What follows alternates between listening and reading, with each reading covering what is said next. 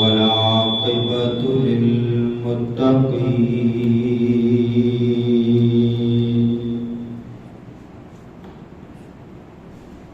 والصلاة والسلام على سيد الرسل محمد وعلى آله وأصحابه أجمعين. أما بعد فأعوذ بالله من الشيطان الرجيم. بسم الله الرحمن الرحيم.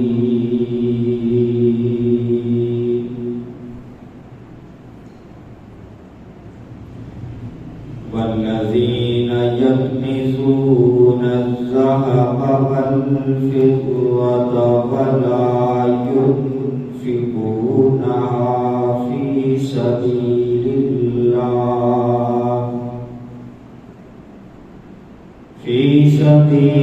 الله فبشرهم بعذاب عليم. وقال النبي صلى الله عليه وسلم: الزكاة قنطرة الإسلام.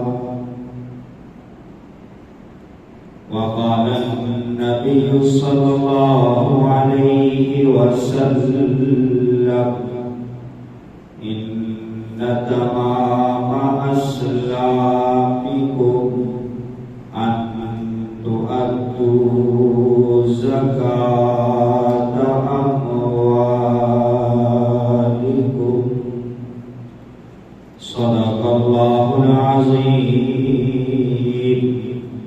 وبلغنا رسوله النبي الكريم. ونحن على ذلك لمن الشاهدين والشاكرين.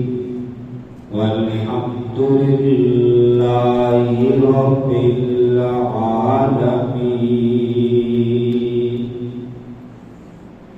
رب اشرح لي صدري ويسر لي أمري واحلل عقدة من لساني يفقهوا قولي. سبحانك لا علم لنا إلا ما علمتنا. اللهم لا علم لنا إلا ما علمتنا إنك أنت العليم الحكيم. إن الله وملائكته يصلون على النبي. يا أيها الذين آمنوا صلوا عليه وسلموا تسليما. اللهم صل على محمد وعلى آل محمد كما صليت على إبراهيم وعلى آل إبراهيم إنك حميد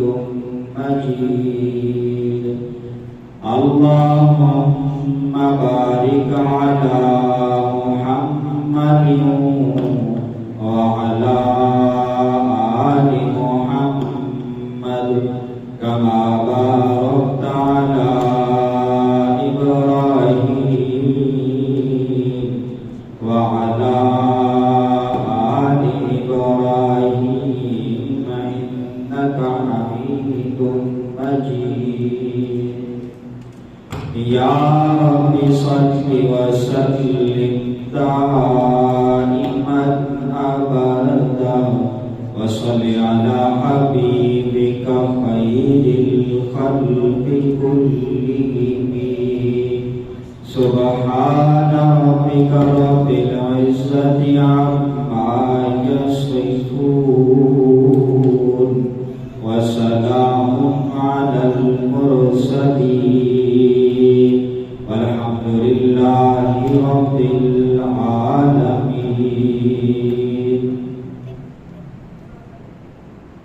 معزز سامعین اور بزرگان محترم، رمضان کا مہینہ شروع ہونے والا ہے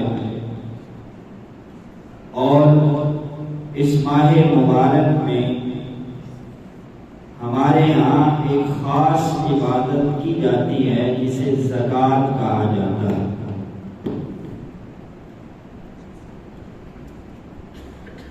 اور چونکہ یہ سال میں ایک مرتبہ ادا کی جاتی ہے تو اس لیے اس کی فضیلت کیا ہے، اس کا مقام و مرتبہ کیا ہے اور اس کے ادا نہ کرنے پر وبال کیا ہے، ہم اکثر و بیشتر بھول جاتے ہیں.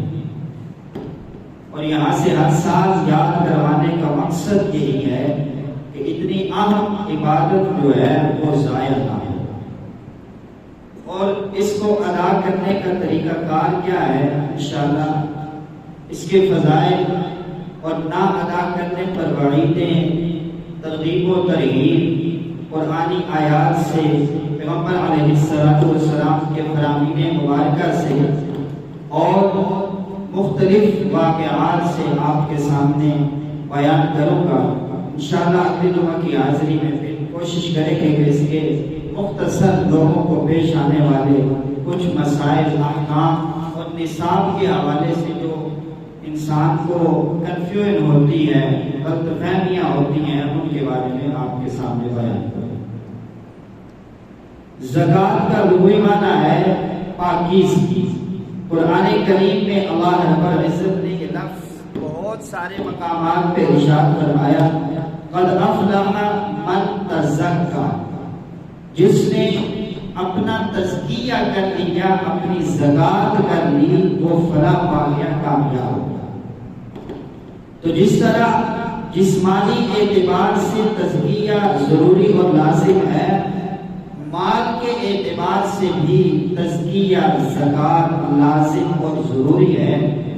اور جس طرح قرآن کریم میں اللہ نے اور حضور نے اپنے فرامین میں بیان فرمایا، اس طریقہ کے ساتھ اس میں سے کچھ پیسے غریبوں کے لیے نکال کر مال کی پاکیزگی کی جاتی ہے، اس کو صاف اور ستھرا کیا جاتا ہے.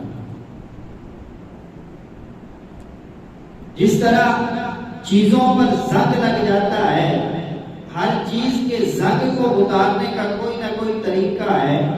لوہے کا زنگ اتارنا، اس کے لیے ریگمات استعمال کیا جاتا ہے مختلف دھاتوں کے زنگ اتارنے کے لیے. تو مال کو جو نہ نظر آنے والا زنگ لگتا ہے، اس کو اتارنے کا ذریعہ ہے زکوٰۃ. نبی کریم صلی اللہ علیہ وسلم کا ارشاد گرامی ہے، دلوں پہ بھی زنگ لگ جاتا ہے. یعنی کوئی کہے کہ مال کو کیسے زنگ لگتا ہے، تو حضور نے فرمایا دلوں کو بھی زنگ لگ جاتا ہے. اور دلوں کا زنگ دور ہوتا ہے اللہ کے ذکر سے اور اللہ کے سامنے رونے سے. آؤ حضرت ابراہیم علیہ السلام فرماتے ہیں کہ اللہ نے مجھے اس بات کا حکم دیا ہے کہ دلوں کا زنگ جو ہے اس کو آنسوؤں کے ساتھ جو ہے وہ اتارا جائے. تو ہر چیز کا زنگ ہوتا ہے، مال کا زنگ ہے، اس کو اتارنا ضروری اور لازم ہے. اور ہر بندے کی عقل، اس کی سوچ، اس کی سمجھ، اس کی فراست کی کہتی ہے کہ چیز کو نقصان پہنچانے والا زنگ اس کو اتارنا ضروری ہے۔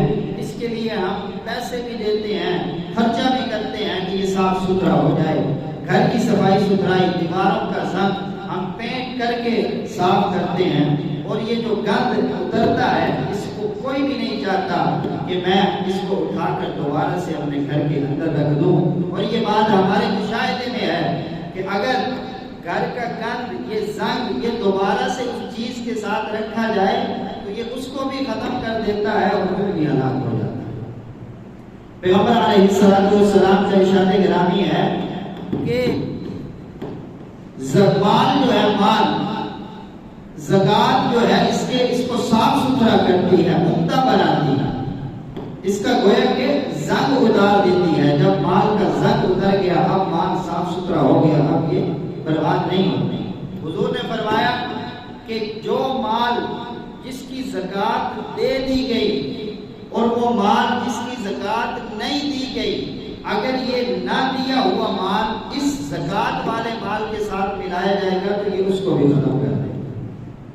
وہی بات آ گئی کہ زنگ اگر دوبارہ سے آپ اپنے گھروں کے اندر رکھیں گے تو وہ اس چیز کو دوبارہ سے نئے سرے سے خراب کر دے گا۔ تو جس مال کی زکات نہیں دی گئی وہ دوسرے مال کو بھی نقصان پہنچائے گا، اس کو بھی ختم کر دے گا۔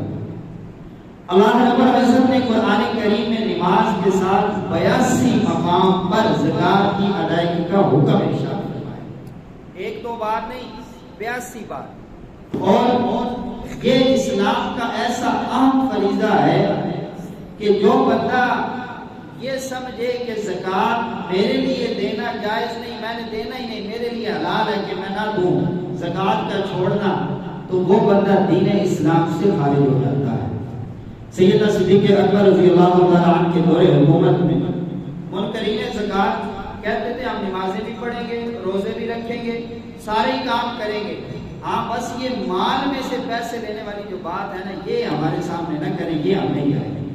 تو سیدنا صدیق اکبر رضی اللہ تعالیٰ عنہ نے ان کے خلاف جہاد کیا۔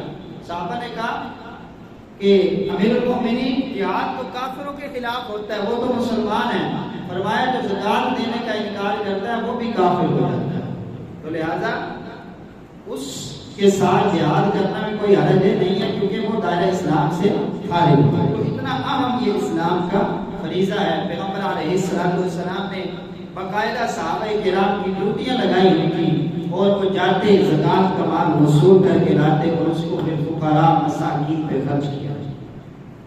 یہ بھی حضرت مولانا شیخ الحدیث زکریا رحمۃ اللہ علیہ نے اس کتاب کے اندر لکھا ہے، فضائل صدقات، روایت نقل کی ہے کہ حضور نے فرمایا کہ اگر مالدار لوگ جو ان پر زکات لازم ہے وہ ادا کریں تو فقراء کے لیے وہ مال کافی ہو جائے۔ یعنی جتنا اللہ تعالیٰ نے دولت جتنی اتاری ہے یا مال جتنا اتارا ہے، جتنے بھی فقیر ہیں دنیا میں ان ساروں کا فقر دور ہو جائے اگر لوگ اپنے مال کی زکات ادا کرنا شروع کریں۔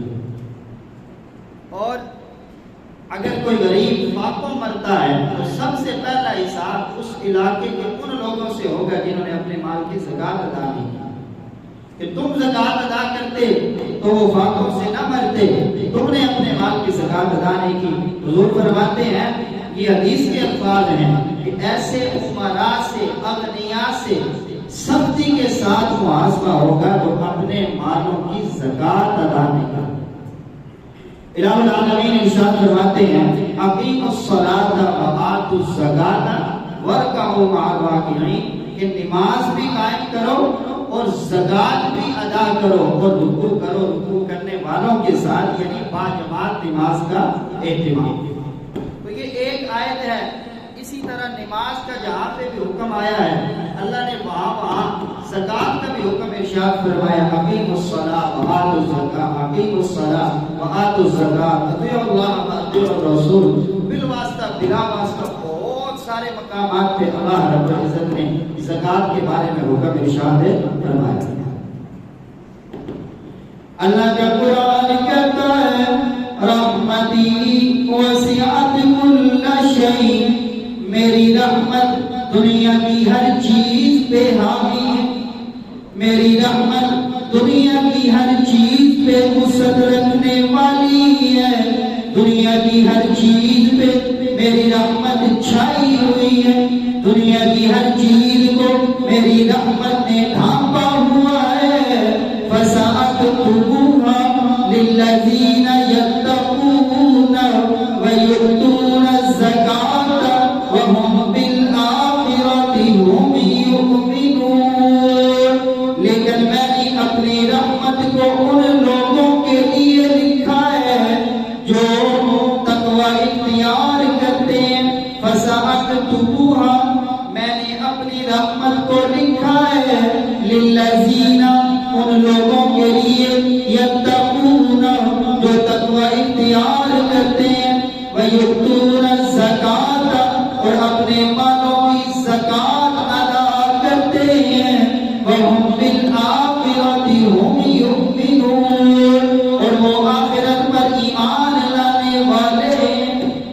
تو جہاں پر یہ بات پتہ چلی کہ اللہ کی رحمت کے حصول کے لیے ایمان کا ہونا تو ضروری ہے، ساتھ میں تقوی اختیار کرنا بھی ضروری، اللہ کی رحمت کو حاصل کرنے کے لیے زکات کا ادا کرنا بھی ضروری، اللہ کی رحمت کے حصول کے لیے تقوی اختیار کرنا بھی ضروری ہے، زکات ادا کرنی بھی ضروری ہے، اور آخرت پر ایمان رکھنا بھی ضروری ہے۔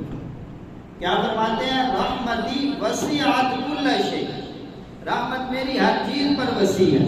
فَسَأَكْتُبُهَا لِلَّذِينَ يَتَّقُونَ، میں ان قریب اپنی رحمت کو ان لوگوں کے لیے لازم کر دوں گا جو تقوی اختیار کرتے ہیں، اپنے مالوں کی زکات دیتے ہیں اور آخرت پر ایمان رکھتے ہیں۔ اب جو بندہ زکات ادا نہیں کرتا وہ تقوی والوں میں سے بھی نکل گیا، اور زکات کو وہ خود ادا نہیں کر رہا، تو گویا کہ دو باتوں پر وہ عمل ہی نہیں کر رہا، اور جو زکات ادا نہیں کرتا اس کا آخرت پر ایمان بھی کچا پکا ہے، تو پھر ایسا بندہ جو ہے وہ اللہ کی رحمت کا نہیں بلکہ اللہ کی لعنت کا مستحق ہو رہا ہے۔ الہ العالمین ارشاد فرماتے ہیں، خذ من اموالہم صدقۃ تطہرہم وتزکیہم بہا، آپ ان لوگوں سے مال لیجئے صدقے کے طور پر۔ کیوں؟ خذ من اموالہم صدقۃ، آپ بطور صدقہ ان کے مالوں میں سے لیں گے، اللہ رب العزت تطہرہم، ان کو بھی پاک صاف کر دیں گے، وتزکیہم بہا، اور ان کا تزکیہ کر دیں گے، ان کو عمدہ بنا دیں گے، ان کو پاک اور صاف کر دیں گے۔ خذ من اموالہم صدقۃ تطہرہم وتزکیہم بہا وصل علیہم، اور ایسے لوگ جو اپنے مالوں کی زکات ادا کرتے ہیں، اپنے مالوں سے صدقہ اور خیرات نکالتے ہیں، ان کے لیے رحمت کی دعا بھی کیجیے۔ وصل علیہم ان صلاتک سکن لہم، آپ کا ان کے لیے رحمت کی دعا کرنا ان کی زندگیوں کے اندر سکون پیدا کر دے گا۔ جب آپ ان کے لیے اللہ سے رحمت کی دعا کریں گے، اللہ رب العزت ان کی زندگی کو پرسکون بنا دے گا۔ تو گویا کہ زکات ادا کرنا یہ بندے کی زندگی کو پرسکون بھی بناتا ہے۔ اللہ نے پیغمبر علیہ السلام کو کیا ارشاد فرمایا؟ خذ من اموالہم صدقہ، ان سے صدقہ لیں، زکات۔ کیوں؟ تاوان ہے، چٹی ہے، نہیں، فرمایا تطہرہم، اللہ ان کو پاک صاف ستھرا کر دے۔ اللہ فرماتے ہیں ان اللہ یحب التوابین ویحب المطہرین، متطہرین، دو جگہ پہ فرماتے ہیں کہ اللہ تعالیٰ اپنے آپ کو پاک اور صاف رکھنے والوں کو پسند فرماتے ہیں، اور اور جس کو خود اللہ پاک اور صاف کر دے اس کے گندا ہونے میں کوئی شبہ ہو سکتا ہے؟ ایک بندہ کہ جی میں نے بڑا اپنا تزکیہ کیا، میں نے بڑا خود کو پاک اور صاف کیا، اور ایک اللہ خود فرمائے کہ اے میرے بندے میں نے تجھے پاک کر دیا، تو خود کو پاک کرنا زیادہ پاک کرنا ہے یا اللہ کا پاک کرنا زیادہ پاک کرنا؟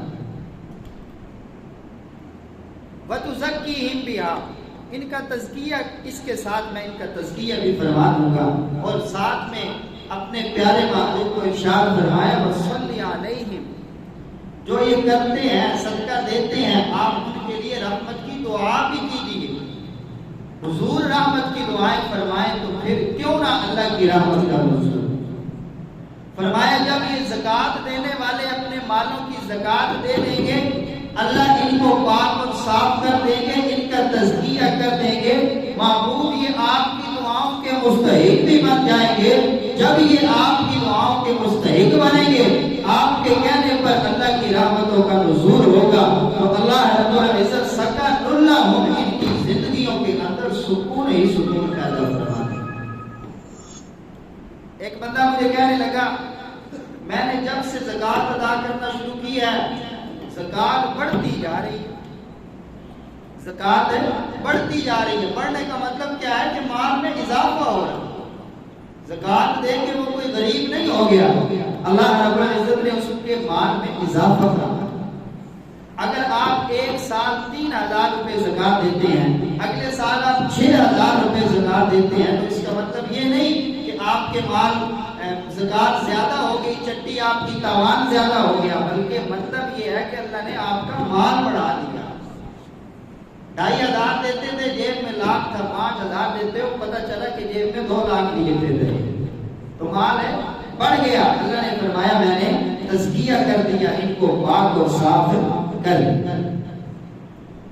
اللہ کا قرآن کہتا ہے وَمَا آتَيْتُم مِّن رِّبًا لِّيَرْبُوَ فِي أَمْوَالِ النَّاسِ فَلَا يَرْبُو عِندَ اللَّهِ وَمَا آتَيْتُم مِّن زَكَاةٍ تُرِيدُونَ وَجْهَ اللَّهِ فَأُولَٰئِكَ هُمُ الْمُضْعِفُونَ۔ وَمَا آتَيْتُم، جو مال تم دیتے ہو، وَمَا آتَيْتُم مِّن لِّيَرْبُوَ لِلنَّاسِ، لوگوں کو اس نیت سے کہ میرا مال بڑھ جائے، میرے مال میں اضافہ ہو جائے، فَلَا يَرْبُو عِندَ اللَّهِ، ایسے مال میں اللہ کے پاس کوئی اضافہ نہیں ہوتا، ایسا مال بڑھتا نہیں ہے۔ اللہ تعالیٰ قرآن میں کیا فرما رہے ہیں؟ اب وہ بات سمجھیں، ہمارے ہاں یہ بات بھی میں یہاں پہ کرتا چلوں، عموماً فیملیوں کے اندر، خاندانوں میں شادی بیاہ پر ہم پیسے دیتے ہیں، لو جی میں نے اس کو 1,000 دیا، آئندہ جب میرے بیٹے کی شادی ہوگی ہے مجھے 1,500 دے کے جائے، لو جی وہ فلاں کا بیٹا ہوا ہم نے اس کو 1,500 والا سوٹ دیا ہے، ساتھ میں 1,000 روپیہ دیا ہے، جب ہمارا بچہ ہوگا تو وہ 2,000 والا سوٹ بھی دے کے جائے گا اور ساتھ میں 2,000 روپے بھی دے کے جائے گا۔ اب 2,000 دینے والا وہ آگے کی امید لگا کے بیٹھا ہوتا ہے۔ اللہ فرماتے ہیں جو لوگ اس گندی نیت کے ساتھ بیٹھتے ہیں ان کا بنتا کچھ نہیں ہے۔ یقین کریں کہ شادی پہ نیوندرا لینے والے آپ ان سے پوچھ لیں ان کا بنا کچھ نہیں ہے اور نہ بننا ہے، اور جنہوں نے نہیں لیا اللہ نے ان کا بہت کچھ بنا دیا۔ ایسے ایسے بندے دیکھتے ہیں جو کہتے ہیں جی بس جب سے اسلامی اصولوں کو اپنایا دولت کی ریل پہ تقاضے پورا کرو، جو دین نے دولت پہ جو تقاضے قوانین ضوابط قانون بنائے ہیں ان کی پابندی کرو، اس کے بعد آپ دولت کو جیسے جائیں استعمال کریں جائز کاموں میں۔ اللہ رب العزت دولت کمانے یا دولت کو خرچ کرنے سے منع نہیں فرماتے، دین کے تقاضوں کو پورا کریں، اپنی نماز پڑھیں، روزے رکھیں، زکوٰۃ آپ نے دے دی، جو صدقات واجبہ ہیں، قربانی آپ نے کی، صدقۃ الفطر ادا کر دیا، اس کے بعد آپ جو مرضی کریں، اللہ رب العزت آپ کو نہیں۔ تو یہ بات ذہن میں رکھیں، جو بندے اس نیت سے پیسے دیتے ہیں کہ میں 1,000 دے کے آیا وہ 1,500 دے کے جائے گا، ان کے مال میں اللہ فرماتے ہیں فلا یربو عند اللہ، جس مرضی تفسیر کو اٹھا کے پڑھ لیں، جا کے دیکھ لیں، اس آیت کے تحت ہر مفسر نے لکھا ہے کہ اس سے مراد وہ مال ہے جو لوگوں کو دیا جاتا ہے اس نیت سے کہ میرا مال بڑھ جائے گا، مال میں اضافہ ہوگا۔ تو لہٰذا پہلی بات تو یہ ہے کہ یہ کوئی فرض واجب نہیں ہے، اگر آپ ادا نہیں بھی کرتے کوئی حرج نہیں، لیکن بطور ہدیہ جیسے سنت ہے، اپنے کسی بھائی کو آپ پیسے دیتے ہیں اور ساتھ میں آپ جو ہے کوئی کپڑے دے دیتے ہیں، مٹھائی دے دیتے ہیں، لینے کی نیت نہ ہو تو یہ جائز ہے، اگر لینے کی نیت ہے تو یہ حرام ہے۔ اب دینے والا ہمارے ہاں جو مروجہ نیوندرے کی رسم ہے، دینے والا تب تک دیتا نہیں ہے جب تک نام لکھا نہیں جاتا۔ وہ پہلے تو پورا عبد الغفور سے سمجھ نہیں ہے، حاجی عبد الغفور لکھ لو، اس سے بھی نہیں سمجھ آیا حاجی عبد الغفور ملک وال سے جو آیا وہ لکھ لو، اس سے بھی سمجھ نہیں آیا تو ساتھ ایک اور لفظ کا اضافہ ہوگا، حاجی عبد الغفور ملک وال سے جو دکاندار ہے وہ لکھ لو، تاکہ پڑھنے والا پڑھے، اس کو یہ شبہ نہ ہو کہ کون سا حاجی عبد الغفور پیسے دے گیا۔ پوری تسلی ہم کروا کے آتے۔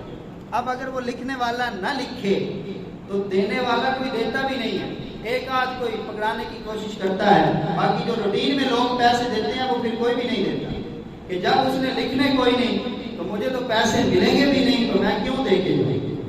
تو بہرحال اس اعتبار سے یہ رسم جو ہے اس کو ختم ہونا چاہیے، ناپید ہونا چاہیے۔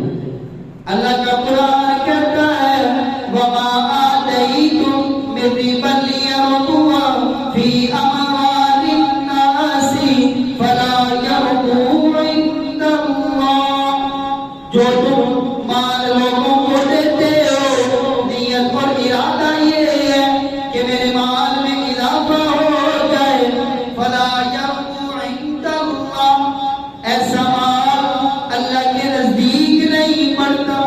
وَمَا آتَيْتُم مِّن زَکَاتٍ، اور جو تم اپنے مالوں سے زکوٰۃ ادا کرتے ہو، تُرِیدُونَ وَجْهَ اللَّهِ، اور مقصود یہ ہوتا ہے کہ اللہ مجھ سے راضی ہو جائے، فَأُولَٰئِکَ هُمُ الْمُضْعِفُونَ، ایسے بندے کا مال ہم کئی گنا تک بڑھا دیتے ہیں۔ ایسے بندے کا مال اللہ فرماتے ہیں کہ ہمیں کئی گنا تک بڑھا دیتے ہیں، لوگوں کو دیے اس نیت سے مال بڑھ جائے نہیں بڑھے گا۔ وَمَا آتَيْتُم مِّن زَکَاتٍ تُرِیدُونَ وَجْهَ اللَّهِ، اور جو اللہ کی رضا کے لیے تم نے دے دیا تو اللہ فرماتے ہیں فَأُولَٰئِکَ هُمُ الْمُضْعِفُونَ، تو مالوں میں اضافہ کرنا ہے، مال کو بڑھانا ہے تو زکوٰۃ ادا کرنا ضروری اور لازم۔ اللہ کا قرآن کہتا ہے وَلَا يَحْسَبَنَّ الَّذِينَ يَبْخَلُونَ بِمَا آتَاهُمُ اللَّهُ مِنْ فَضْلِهِ، وَلَا يَحْسَبَنَّ الَّذِينَ، گمان نہ کریں وہ لوگ، يَبْخَلُونَ جو بخل کا مظاہرہ کرتے ہیں، بِمَا آتَاهُمُ اللَّهُ مِنْ فَضْلِهِ، جو مال اللہ نے ان کو عطا کیا ہے اس کے اندر بخل کرتے ہیں کہ مال کو سمیٹ کے رکھوں گا تو میرا مال بڑھ جائے گا۔ اللہ فرماتے ہیں گمان نہ کرو کہ تمہارا مال بڑھ جائے گا، تمہارے مال میں اضافہ ہو جائے گا۔ وَلَا يَحْسَبَنَّ الَّذِينَ يَبْخَلُونَ بِمَا آتَاهُمُ اللَّهُ مِنْ فَضْلِهِ هُوَ خَيْرٌ لَّهُمْ بَلْ هُوَ شَرٌّ لَّهُمْ، تم یہ کہتے ہو کہ مال کو سمیٹ کے رکھ لیا، زکوٰۃ ادا نہیں کی تو خیر لہم، یہ ہمارے لیے بہتر ہے۔ اللہ فرماتے ہیں بل ہوا شر لہم، یہ تمہارے لیے برا ہے، شر ہے، شر سے بھاگتے ہیں نا، تو اگر زکوٰۃ نہیں دیں گے تو شر تمہارے پیچھے پیچھے۔ حضور نے ارشاد فرمایا جو بندہ اپنے مال کی زکوٰۃ ادا کر دیتا ہے مال کا شر اس سے ختم ہو جاتا ہے، مال کا شر ختم ہو گیا۔ اب یہ بخیل آدمی ہے، یہ سمجھتا ہے جی 1 کروڑ روپے آمدن ہے، 2.5 لاکھ اگر اللہ کے راستے میں دے دیے تو کروڑ تو کم ہو گیا، تو خیر اللہ بہتر یہی ہے کہ زکوٰۃ نہ دی جائے۔ اللہ فرماتے ہیں بل ہوا شر لہم، یہ تمہارے لیے برا ہے، سیطمعون ما بقی الہ العالمین ارشاد فرماتے ہیں قیامت کے روز یہ مال جس کی زکات ادا نہیں کی گئی تمہارے گلے کا توق بنا دیا جائے گا سیقومون ما بخلوا به یوم القیامہ پیغمبر علیہ السلام ارشاد فرماتے ہیں کہ جو بندہ اپنے مال کی زکات ادا نہیں کرتا الہ العالمین قیامت کے روز اس پر ایک سانپ ایک اژدہا مسلط فرما دیں گے جو اس کو جبڑوں سے پکڑے گا اور اس کو یہ کہے گا ھذا ما کنزتم میں تمہارا خزانہ ہوں میں تمہارا مال ہوں جسے تم نے سمیٹ سمیٹ کے رکھا سیطمعون ما بخلوا به یوم القیامہ یہ تمہارے فائدے کے لیے ہے اللہ کو تمہارے مال کی ضرورت نہیں ہے وَلِلَّهِ مِيرَاثُ السَّمَاوَاتِ وَالْأَرْضِ زمین و آسمان میں جو کچھ بھی ہے وہ سارے کا سارا اللہ کا ہے اگر تم سارے بھی زکات نہ دو اللہ پھر بھی غنی ہے تم پھر بھی فقیر ہو اگر تم مال دیتے ہو اللہ کے فضل سے دیے ہوئے مال میں سے اللہ کے راستے میں خرچ کرتے ہو صدقہ اور خیرات کرتے ہو تو اس میں تمہارا اپنا ہی فائدہ ہے اللہ تیرے مال کا بھی تزکیہ کرتے ہیں اور تیری ذات کا بھی تزکیہ فرما دیتے ہیں حضور نے بھی فرمایا اور قرآنی آیت سے بھی اس کی جو ہے وہ بات پختہ ہو گئی کہ سید و وقونا جس کو شک ہے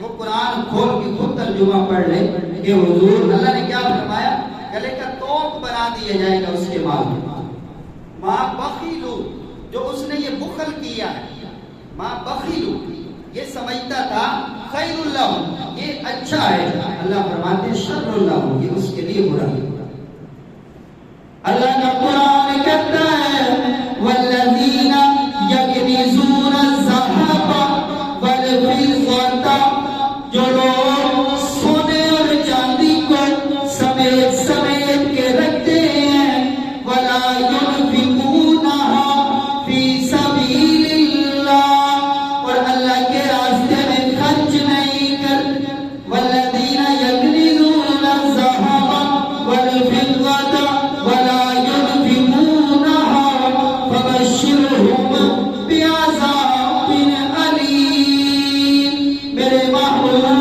جو لوگ اپنے مالوں کو سمیٹ سمیٹ کے رکھتے ہیں آپ ان کو دردناک عذاب کی خبر دے دیجیے یوم یحمى علیہا فی نار جہنم فتکوی بہا جباہہم وجنوبہم وظہورہم قیامت کے روز اس سمیٹ سمیٹ کر رکھے گئے مال کو اللہ فرماتے ہیں یحمى آگ کے اندر دبایا جائے گا آگ کے اندر گرم کیا جائے گا فتکوی بہا جباہہم اس کے سینے کو بھی داغا جائے گا اس کی پیشانی کو بھی داغا جائے گا وظہورہم ان کی پشتوں کو بھی داغا جائے گا الہ العالمین ارشاد فرمائیں گے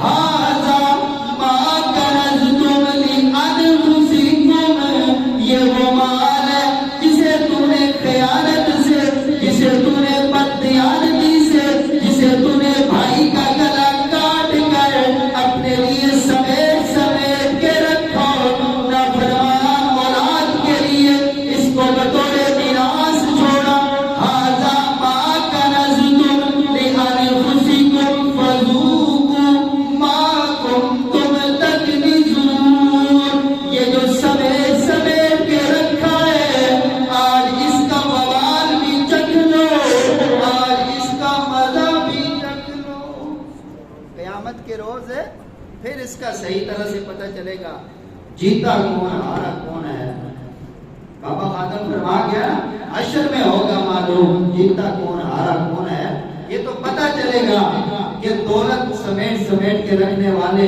लोगों की जमीनों जायदादों पर कब्जा करने वाले, बदयांती ख्यानत धोखे से लोगों का माल खाने वाले, वो कामयाब होंगे या ये दरवेश सिर्फ लोग जो मदारिस के अंदर बैठ के जिन्होंने सारी जिंदगी जो है वो अल्लाह अल्लाह करते गुजार दी है, तो जाके आखिरत में पता चला।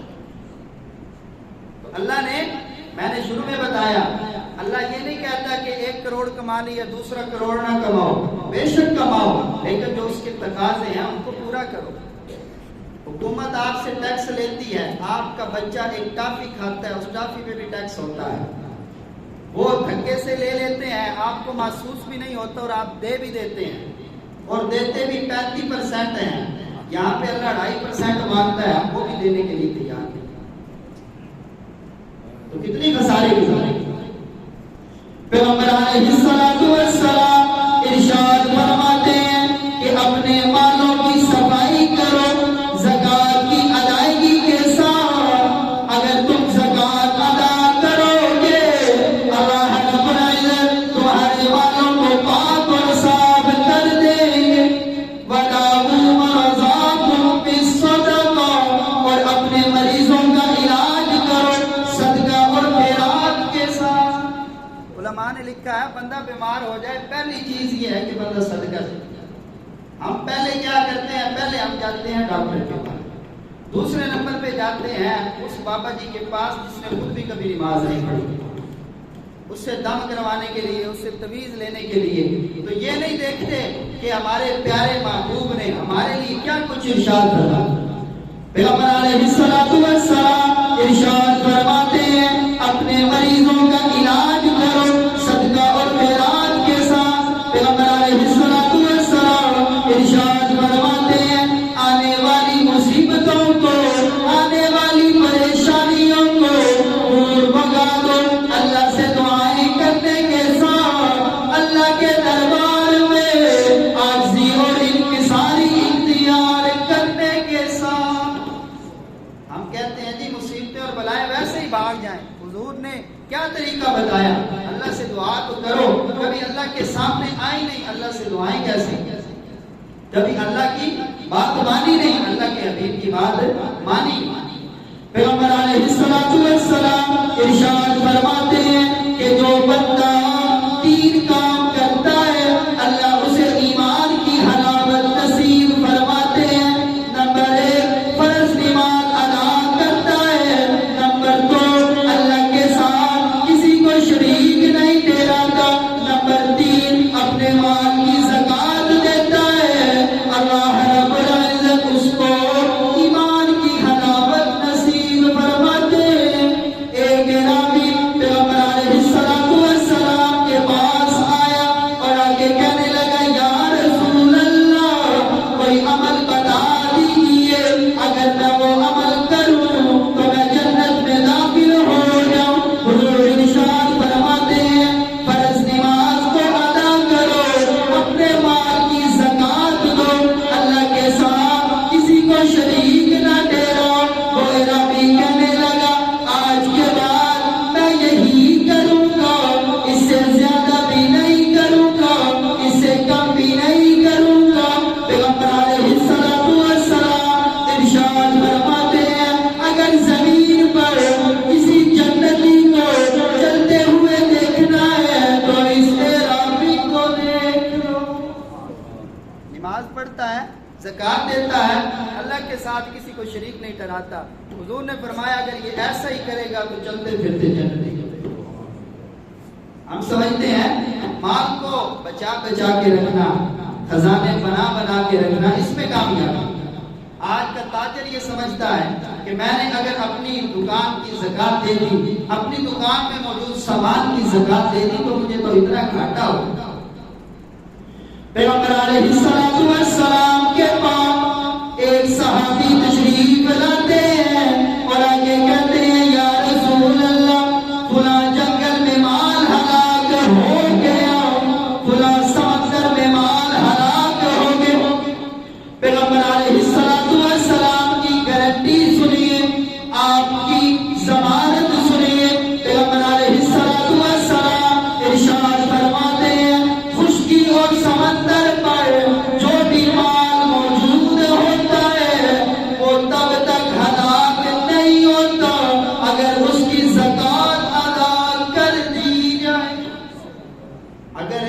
مال کی زکات ادا کر دی جائے، حضور فرماتے ہیں نہ خشکی پہ مال ہلاک ہوتا ہے نہ سمندر میں مال ہلاک ہوتا ہے، یہ پکی گارنٹی ہے۔ ایک مقام پہ حضور ارشاد فرماتے ہیں کہ احسنوا اموالکم بالزکاۃ، اپنے مالوں کو قلعہ بند کر لو زکات کے ساتھ۔ حصن کہتے ہیں قلعے کو، جیسے پرانے زمانے میں لوگ قلعہ بند ہو جاتے، قلعے کے دروازے بند کر لیتے، آنے والی ہر پریشانی سے کسی لشکر کے حملے سے بچ جاتے۔ تو حضور نے فرمایا کہ جو بندہ اپنے مال کی زکات ادا کرتا ہے تو گویا کہ وہ اپنے مال کو قلعہ میں محفوظ کر لیتا ہے، اور جس کا مال قلعہ میں محفوظ ہو جاتا ہے اور عبادت کرنے والی ذات بھی اللہ کی ہوتی ہے، پھر وہ مال ہلاک نہیں ہوتا، وہ مال ہلاک نہیں ہوتا۔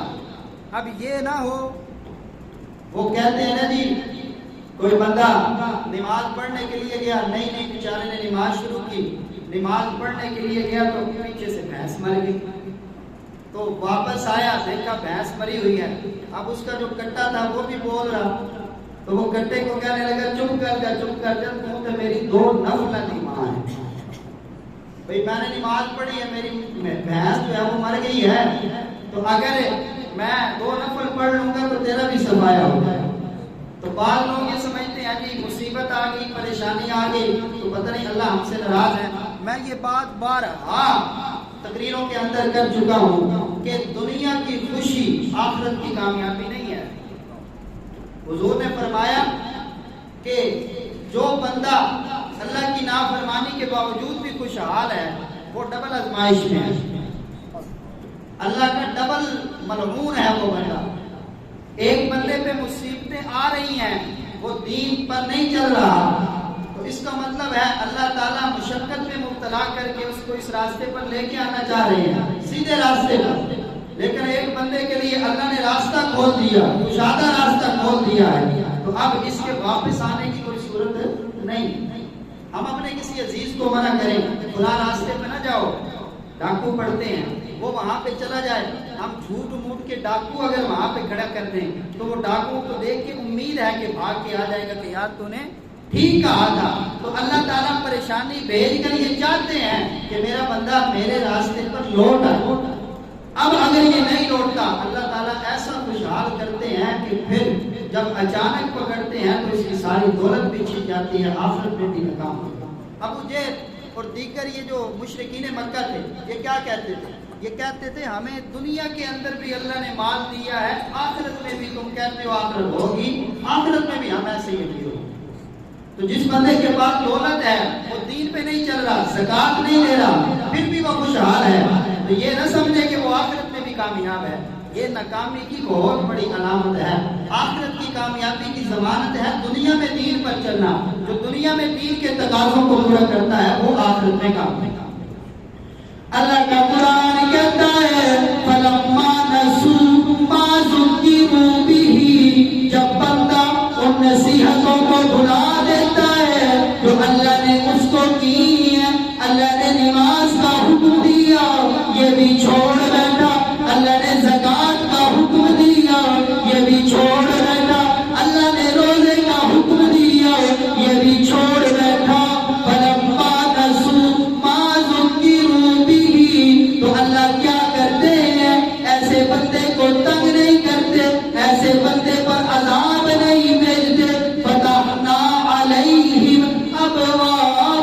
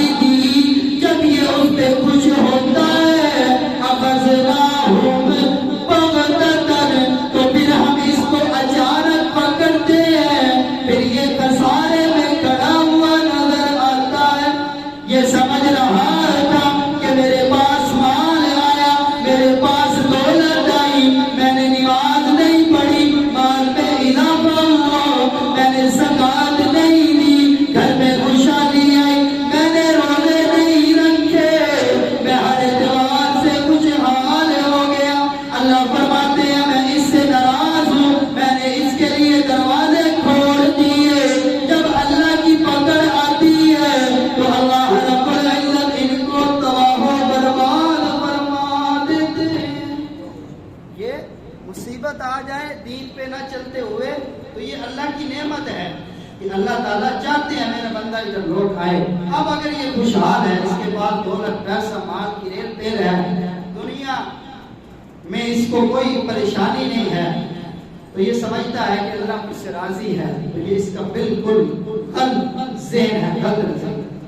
کچھ دن پہلے ایک بھائی نے مجھے ایک پوسٹ شیئر کی, وہ شاید نیٹ پہ چل رہی تھی, کسی محترمہ نے وہ لکھی کہ میں پہلے نماز پڑھتی تھی تو پریشان ہوتی تھی, اب میں نے نماز چھوڑ دی ہے تو اب میں خوش. میں پہلے دین کے تقاضوں کو پورا کرتی تھی تو اب میں نے پریشان تھی, اب دین کو میں نے چھوڑ دی ہے تو اب میں خوش. حضرت بلال حبشی پر مصیبتیں آئیں, وہ ناکام تھے کامیاب تھے, کامیاب تھے. صحابہ کرام پر مصیبتیں آئیں, پریشانیاں آئیں, ان کو تپتے ہوئے کوئلوں پہ لٹایا گیا, سولی پہ چڑھایا گیا. تو اگر وہ دنیا کی مشقتوں کو دیکھتے وہ تو ایمان چھوڑ رہے, ان کا بڑا پختہ ایمان تھا. تو دین پہ چلتے رہیے. ہم اگر اسلام آباد جائیں, راستے میں جو اسلام آباد کی نشانیاں ہیں اگر وہ نہ آئیں تو ہم سمجھتے ہیں کہ ہم غلط راستے پہ جا رہے ہیں. اگر اللہ کے راستے پہ چلتے ہوئے مصیبتیں نہیں آئیں گی, پریشانیاں نہیں آئیں گی, پھر یہ راستہ اللہ والا ہے ہی نہیں. اللہ والا جو راستہ ہوتا ہے اس پہ مشقتیں آتی ہیں. اگر اللہ والے راستے پر چلنے سے مشقتیں نہ آتی تو سب سے زیادہ خوشحال ہمارے پیارے محبوب محمد مصطفیٰ احمد مجتبیٰ صلی اللہ علیہ وسلم سب سے زیادہ خوشحال. حضرت عمر, باتیں زیادہ ہو جائیں گی, ٹائم قریب, آخری بات سنا کے بات ختم کرتا ہوں. انشاءاللہ اگلے جمعہ کی حاضری میں زکوٰۃ کے مسائل پہ بھی ڈسکس کریں گے اور ایک دو باتیں اور کریں گے. تو حضرت عمر فاروق رضی اللہ تعالیٰ حضور کو کہنے لگے, یا رسول اللہ, جو روم اور ایران والے ہیں وہ کوئی آپ سے زیادہ ویلیو والے, آپ کا مرتبہ آپ کا مقام کہاں, ان کا مرتبہ اور مقام بالکل پس, وہ نرم نرم گدوں پہ سوتے ہیں. تو ہماری بھی یہ خواہش ہے کہ آپ کا بڑا مقام ہے, آپ بھی نرم نرم گدوں پہ سو.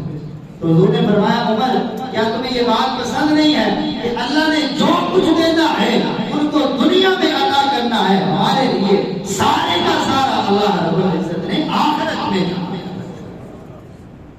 تو معزز سامعین, گزارش یہی ہے کہ آپ نے اپنے تاجر بھائیوں کا جن کے پاس مال ہے, پیسہ ہے, ان کو زکوٰۃ کی ترغیب دے کر زکوٰۃ کی طرف لانا ہے. اور کوئی ایسا بندہ بھی آپ ڈھونڈ کے لائیں جو کہتا ہے کہ یار میں نے زکوٰۃ دی اور میں غریب ہو گیا, کوئی ایسا بندہ بھی ڈھونڈ کے لائیں, آپ کو ڈھونڈنے سے بھی نہیں ملے گا. تو انشاءاللہ اگلے جمعہ کی حاضری میں آپ جلدی بھی تشریف لائیں.